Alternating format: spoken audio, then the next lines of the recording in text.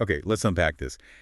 Have you ever had that feeling like you're totally swamped, maybe finals are coming up, work's just insane, and boom, scratchy throat, aches, you feel awful? Oh, definitely. It feels like your body just picks the worst possible moment to, you know, give up. Right. It's almost a universal experience. Like that example in our sources, Nicole, the student getting a cold during finals, she was sure it was the stress. And that feeling, that gut instinct stress makes you sick. That's exactly what we're digging into today. We've got, well, quite a stack of research here. Yeah, some foundational stuff, newer studies, all looking at this really complex dance between stress, getting sick, and our immune system. So our mission really is to cut through some of the complexity, pull out the key takeaways from all this material and help you understand, well, the how and why of it. What's actually going on inside. We'll start with defining illness, then look at how researchers even try to study this link, which is trickier than it sounds. Definitely. And we'll explore some early ways they measured stress, do a quick crash course on the immune system itself. That's fascinating stuff. Totally. Then see how stress hits that system, look at real-world examples, and finally talk about, what you can actually do to support your own defenses. It's quite a journey looking at these tiny battles inside us and how, well, the big pressures outside might be tipping the scales. So first things first. When we talk about being sick, what are we actually saying from a biological standpoint? The sources give us some useful terms. Right, so first there's infection. That's just when something harmful like a virus or bacteria gets into your body. Nicole's cold virus, for example. Okay, invasion. Got it. Then you have disease. That's the actual condition caused by the infection, with specific signs, symptoms. So the common cold is the disease. But disease can also come from genes, environment, not just bugs. And illness or sickness, that's just feeling crummy. Pretty much. It's the unhealthy state, the experience of having the disease, the runny nose, the cough, feeling tired. That's the illness Nicole felt. And the system fighting all this off is our amazing immune system. We'll get more into that later. But when you do feel ill, you tend to adopt behaviors researchers call the sick role. Checking your symptoms, deciding if you need meds, resting. Maybe calling mom. Yeah, maybe calling mom, seeking that support. It's all part of it. And the sources mention something that makes studying this really interesting. Yeah. Secondary games. Yes, the sort of unintentional perks of being sick. Extra attention, maybe getting out of chores or work.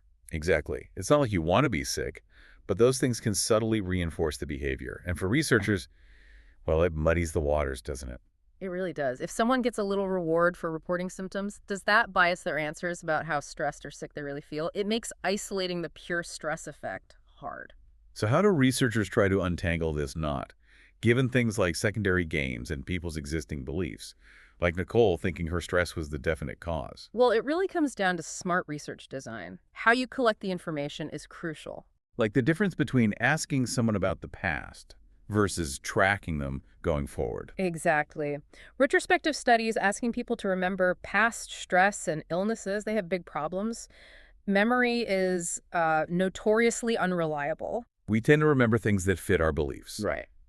If I think stress makes me sick, I might recall those times more clearly. Precisely. And you can't easily verify the timing. Did the stress actually come before the illness?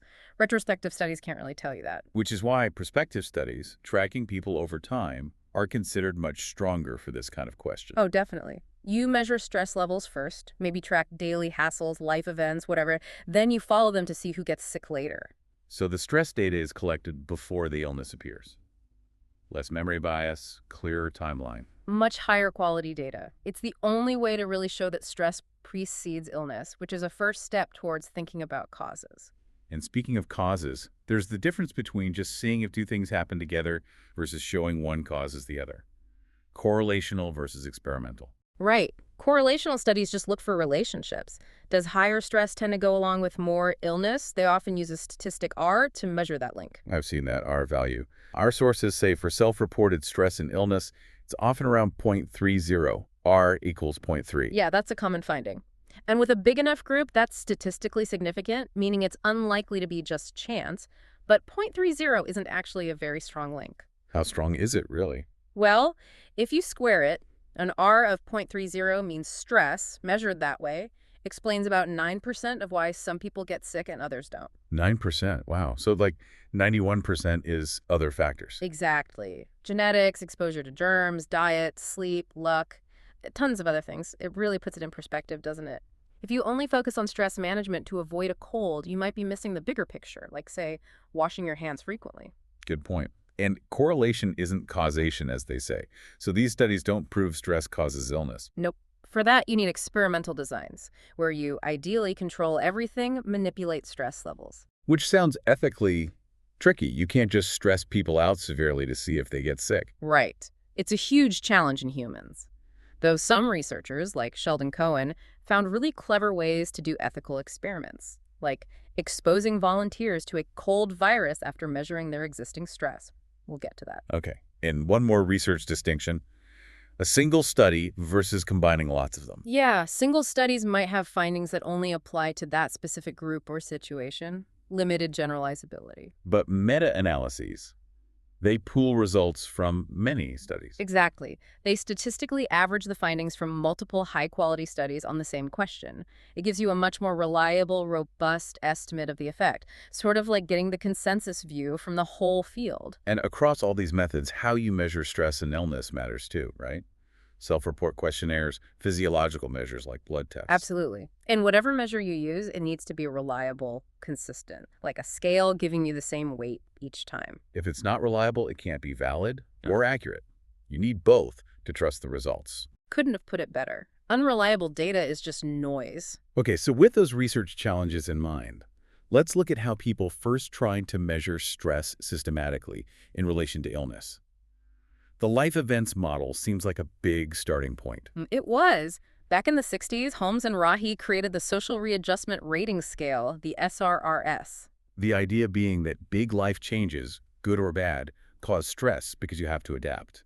Moving, marriage, job loss. Exactly. They assigned points, life change units, or LCUs, to different events based on how much adjustment people felt they required. Death of a spouse was top, 100 points. And did it work? Did higher scores predict illness? Well, early prospective studies did find links. Sailors with high SRS scores reported more illness later. Doctors with high scores, same thing. But it wasn't perfect, was it? The sources list quite a few criticisms. Oh, definitely. A big one was it's just a checklist. It doesn't account for how you personally experience an event or your coping resources. Getting married might be stressful, but it's different from losing a job, right? And it relied heavily on those retrospective self-reports, with all the memory issues we discussed. Plus, some items were health-related, like personal injury or illness, so there was overlap, which could inflate the connection artificially. And the personality factor, neuroticism, or negative affectivity. That was huge. People who tend to be more anxious or negative might report more stress and more physical symptoms, even if the objective stressors aren't that different. It confounds the results. One study showed the link almost vanished when they controlled for personality. So the SRRS had issues. It seems the idea that major negative events matter is probably right, but the scale itself wasn't the best tool. That's a fair summary. It spurred decades of research, but its limitations led people to develop other measures and use more objective health outcomes, like immune markers and blood tests. Was there an alternative model for life events? The sources mention LEDS. Yes, the Bedford College Life Events and Difficulty Schedule is very different.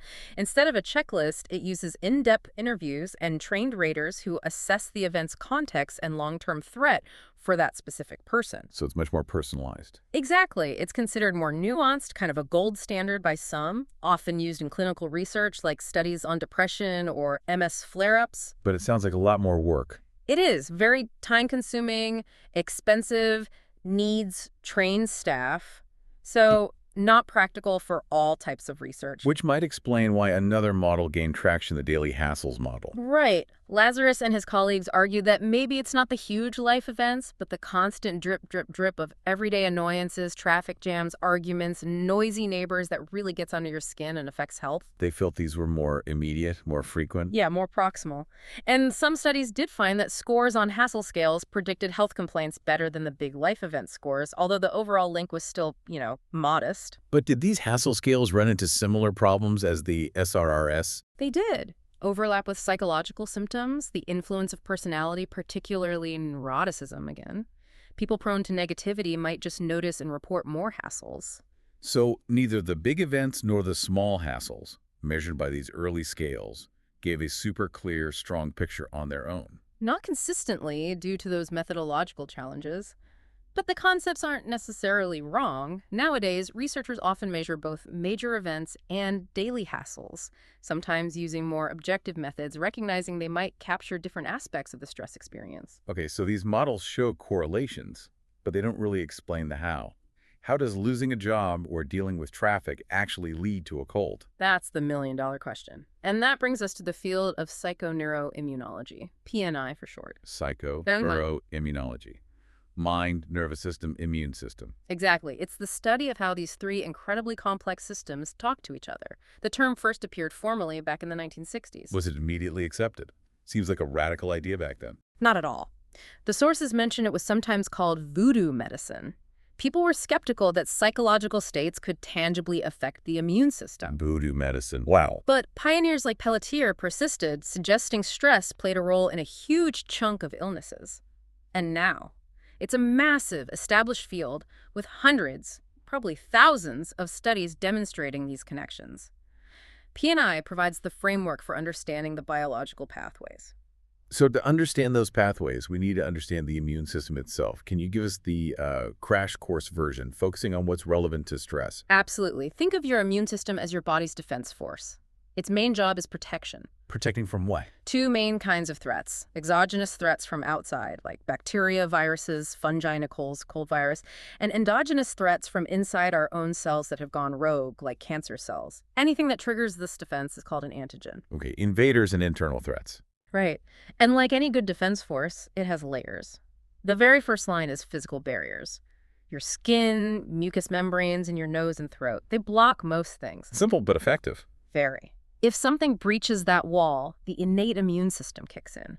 These are the first responders, always patrolling. They react super fast, minutes to hours. Are they specific? Do they know what they're fighting? Not really. They offer broad general protection. Think of them like local police, quick response, handle common issues.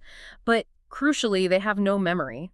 They fight the same invader with the same intensity every single time. Okay, fast but forgetful. What's next? If the innate system needs backup, or if it's a new threat, the adaptive immune system gets involved. This is the more specialized force, like the special ops. Slower but more targeted. Exactly. It can take days to fully activate against a new invader, but it's highly specific, and this is key, it remembers. It learns to recognize specific antigens and mounts a much faster, stronger response the second time it sees them. Ah, like how vaccines work. They teach the adaptive system. Precisely. Vaccines introduce a harmless piece of the antigen, so your adaptive system builds that memory without you getting sick. Then, if you encounter the real thing, your adaptive system is ready to shut it down quickly. So innate is fast in general, adaptive is slow but smart, and remembers. Who are the key players, the actual cells doing the work? Well, in the innate system, you have phagocytes, literally eating cells. The Pac-Man. Exactly. They engulf and digest invaders. Neutrophils are the most common type, just gobbling things up. Macrophages are another type, like bigger, tougher Pac-Men found in tissues. Okay, eaters. Who else? Then you have lymphocytes, a category that spans both systems. Crucially, there are natural killer NK cells. That's dramatic.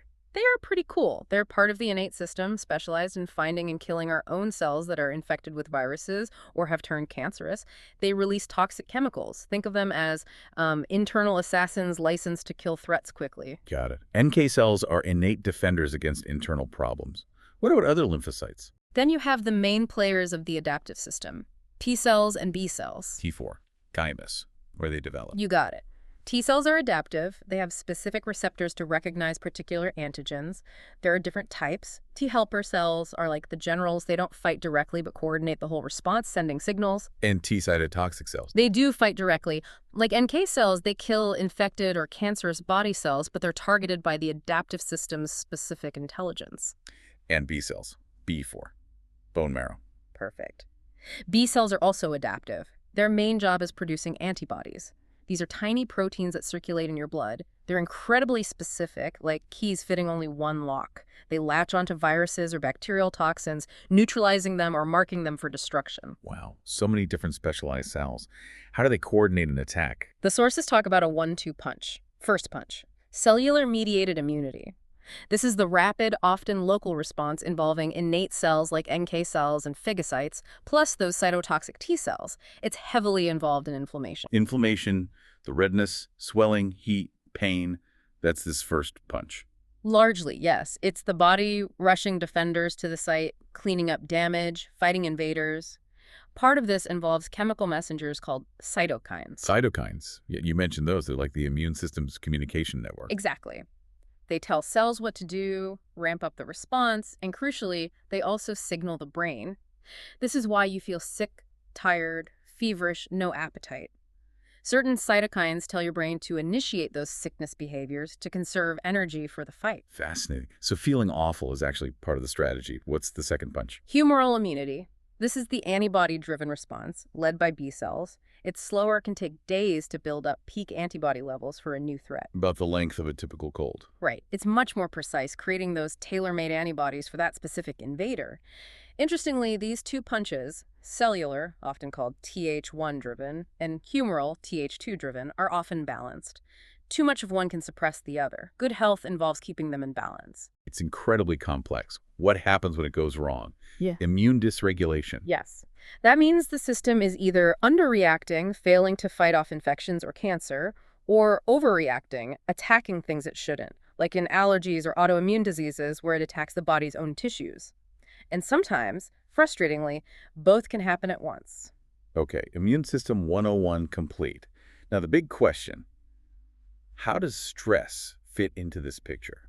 Does it boost the Pac-Man or suppress the assassins? Well, it's complicated, and the key factors seem to be the type and duration of the stress. Let's start with acute stress. Short term, like giving a presentation or a sudden scare. Right. This fires up your immediate stress response systems, adrenaline, noradrenaline, then cortisol kicks in a bit later. And here's the interesting part. Short term, this often boosts certain aspects of immune activity. Boosts. Really, stress can help the immune system. Temporarily, yes. Studies show that for minutes to maybe an hour after an acute stressor, there's a mobilization. Immune cells like NK cells and phagocytes can increase in the blood, ready for action. It's thought to be adaptive, preparing the body for potential injury, like a wound from a predator attack back in the day. Like calling up the reserves just in case. Exactly. But now flip to chronic stress, the kind that grinds on for weeks, months, years, like difficult jobs, bad relationships, long-term caregiving. That feels very different. And its effect on the immune system is generally the opposite. The overwhelming evidence from meta-analyses points towards broad immunosuppression. So weakening the system. Yes. Chronic stress tends to wear down the immune defenses. You see decreases in the numbers and function of key cells, like T lymphocytes. The persistently high levels of stress hormones, especially cortisol, are thought to be major culprits here. Blocking cortisol in animal studies often improves their immune response under stress. So short bursts might prime the pump, but long-term pressure drains the tank, with cortisol playing a key role. That's a good analogy. The system's strategy also seems to shift. With prolonged stress, there can be a move away from that cellular Th1 response towards the humoral Th2 antibody response initially. But if the stress goes on long enough, both arms of the adaptive immune system can become suppressed. Leading to that dysregulation we talked about. Yeah. Making you less able to fight things off. Precisely. Chronic stress seems to disrupt the normal balance and function, primarily through the effects of hormones like cortisol. Let's make this concrete. What are some real-world examples from the research? Exam stress is a classic. It's a period of, say, subchronic stress days or weeks. Back to Nicole. Exactly. And studies consistently find that during exam periods, students show elevated stress hormones, higher blood pressure, and signs of immune suppression, fewer active lymphocytes, lower cytokine production, sometimes reactivation of dormant viruses like Epstein-Barr. And they report more colds and flu symptoms, too. They do. Higher anxiety during exams also correlates with poorer immune function in some studies. What about bigger stressors like disasters? Yes, studies on people affected by events like the 3 Mile Island accident or Hurricane Andrew found evidence of chronic stress effects, higher stress hormones, signs of immunosuppression like lower T-cell counts, and even increased evidence of dormant herpes virus activity compared to control groups. And long-term caregiving. That sounds incredibly stressful. It is, and the research clearly shows the immunological toll. Meta-analyses find caregivers, particularly for dementia patients, have higher chronic stress, elevated stress hormones, and significantly weaker antibody responses, for instance, to vaccines. So real immunosuppression. Yes. Specific studies found caregivers had more respiratory infections, their wounds healed more slowly, and some recent work suggests this chronic stress might even accelerate the aging of their immune cells. Wow, cell aging. That's serious. It is. It's measured by looking at telomeres, the protective caps on chromosomes, which shorten with age or stress. What about loss and bereavement? Also linked to immune changes. Studies found reduced NK cell activity after bereavement, possibly linked to cortisol increases.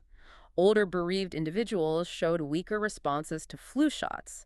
And interestingly, in divorce studies, the person who felt more in control of the breakup sometimes showed less immune impairment. Control seems to be a recurring theme. It does seem to buffer things somewhat. Now let's talk viral infections, especially those tricky dormant ones like herpes simplex virus, HSV, and Epstein-Barr, EBV. Right, you said high antibodies for these aren't necessarily good. Correct. For these persistent viruses, high antibody levels often mean the innate and cellular immune systems aren't keeping them fully in check. So the humoral system, B cells, has to work overtime producing antibodies. It's a sign the frontline defenses might be struggling. So stress might weaken those front lines, leading to higher antibodies and maybe flare-ups. That's the idea. People often link cold sore outbreaks, HSV, to stress, and research supports it. Studies link higher stress to lower levels of the specific T cells, CD8, needed to control HSV, and stress predicts recurrence, even in groups like women with HIV. And EBV, the monovirus. Similar story. Stress, via cortisol, seems to both encourage the virus to reactivate and weaken the immune system's ability to suppress it, a real double-edged sword. Which loops us all the way back to Nicole and the common cold. Can stress literally make you catch a cold? Well, this is where Sheldon Cohen's experiments are so important. He and his colleagues did these amazing studies. They took healthy volunteers, measured their stress levels first. Using questionnaires about life events, perceived stress. Yes. Then they quarantined them and deliberately exposed them to a common cold virus via nasal drops. Some got the virus, some got saline as a control. And then they just waited to see who got sick. Exactly. And the results were striking. People who reported higher stress levels before exposure were significantly more likely to actually get infected and develop cold symptoms. There was a clear dose-response relationship. More stress, higher risk of getting sick. Wow. So stress didn't cause the cold, the virus did, but stress made people more vulnerable after exposure. Precisely. A follow-up study looked at cortisol levels and found that people who had both high baseline cortisol reactivity and high levels of negative life events were the most susceptible to colds after exposure. It strongly implicates cortisol as a key pathway. And this link extends even to serious conditions like HIV/AIDS. Yes. Since HIV attacks the immune system directly, specifically those CD4 helper T cells, anything that further stresses the system is bad news. Chronic stress in people with HIV is associated with higher cortisol and faster disease progression. Studies tracked people over time. Yes, longitudinal studies found that higher cumulative stress, more depression, and less social support predicted a faster decline in immune function and quicker progression to AIDS-defining illnesses. The evidence linking stress to worse outcomes in HIV is now considered quite strong. Okay, the evidence seems pretty compelling, especially for chronic stress leading to immunosuppression and increased vulnerability. So, what can we actually do about it? Right, the practical side. While stress management itself is valuable, the sources highlight several core behavioral strategies that directly support your immune system's function. And the first one is maybe the simplest. Wash your hands. Absolutely. Sounds basic, but it's highly effective. It works on that first line of defense, physically removing germs before they even get a chance to challenge your internal immune system. Stop the invasion at the border. Studies show it cuts down cold and flu rates significantly. Makes sense. Number 2, get immunized. Yep. Vaccines leverage that amazing adaptive immune memory. They train your system to fight specific threats like flu, measles, tetanus, so you're protected if you encounter them. Still no single cold vaccine, sadly too many viruses, but general vaccination is key. So back to Nicole. Her exam stress likely did lower her resistance, making her more vulnerable when she inevitably encountered a cold virus, right? Based on the research, yes, that's a very plausible explanation. The subchronic stress probably dampened her immune response. Good hand hygiene and enough sleep would have been extra important for her then. Which brings us to number 3. Get enough good quality sleep. This is huge, and the evidence keeps growing. Sleep is when your immune system does a lot of maintenance and regulation. Key immune activities like NK cell function and cytokine production shift during normal sleep in beneficial ways. And stress messes with sleep, which then messes with immunity. Exactly. Sleep disturbance blocks those beneficial immune shifts. Even losing just a couple of hours can temporarily reduce NK cell activity. Chronic poor sleep leads to ongoing immune dysregulation and is linked to higher risks for various diseases, possibly through effects on inflammation. So when you're sick and just want to sleep, your body knows what it's doing. It really does. It's a fundamental recovery mechanism. Number 4, regular physical exercise. Another powerful tool. Exercise has many benefits, including immune support. Research suggests it can help reduce chronic inflammation and enhance the function of cells like macrophages and NK cells. Is more always better? Not necessarily for immunity. Regular, moderate exercise, think brisk walking, cycling, swimming for 30-45 minutes most days, seems to be the sweet spot for boosting defenses. Very intense, prolonged exercise can sometimes cause temporary suppression. So consistency at a moderate level is key. Seems to be yes. Even a single brisk walk can cause temporary beneficial changes in immune cell counts. Number 5, eat a healthy diet. You need to fuel the troops. Good nutrition provides the building blocks for immune cells and helps them function. Things like antioxidants from berries, anti-inflammatory omega-3 fats from fish or seeds, and key micronutrients like zinc, vitamin C, D, B vitamins, they all play roles. So a balanced diet is literally feeding your defenses. It really is. Deficiencies in certain nutrients are clearly linked to increased susceptibility to infections. Number 6, this one might surprise some people. Seek treatment for clinical depression. It's crucial. We know major depression is strongly linked to changes in the immune system. It often activates those same chronic stress pathways, HPA axis, sympathetic nervous system, leading to both immune suppression in some areas and increased inflammation in others. So depression isn't just in your head, it has real physical consequences for immunity. Absolutely. It increases risk for infections, inflammatory diseases, even cardiovascular problems, and potentially cancer. Treating depression effectively through therapy or medication can help normalize those stress pathways and improve immune function. And finally, number 7, avoid things known to suppress the immune system. Right. The big two highlighted are cigarette smoke and excessive alcohol. Smoking impairs immune cells, reduces antibody responses, slows healing. Nicotine itself is immunosuppressive. And heavy drinking. Consistently drinking heavily or binge drinking clearly suppresses immune function, leading to more infections like pneumonia. It messes with cytokine production and hampers the ability of white blood cells to work properly. The sources mention moderate drinking might have some mixed effects, possibly reducing some inflammation, but maybe increasing other risks like breast cancer for women. Yes, the picture for moderate drinking is complex, but the evidence against heavy drinking regarding immune suppression is very clear. Okay, so that's quite a journey we've taken from that gut feeling about stress and sickness. Through defining terms, understanding the challenges of research, exploring stress models, getting that immune system crash course. And seeing how acute stress can mobilize defenses, while chronic stress, often via cortisol, tends to suppress them, making us more vulnerable. Looking at real-world examples from exams and caregiving to actual viral challenges like the common cold and HIV. And ending with concrete actions. Hand washing, vaccines, sleep, moderate exercise, healthy diet, treating depression, and avoiding smoke and excessive alcohol. It really highlights the incredible connection between our minds, our nervous systems, and our body's defenses. What happens outside really can impact what happens inside. So thinking about all this complex dance where stress isn't just one thing, where short bursts might prime the system, but long hauls wear it down. How does understanding the type and duration of stress in your own life maybe change how you approach staying healthy? Yeah, what's one specific thing, maybe related to sleep or exercise or even just managing those daily hassles, you might think about differently after this deep dive?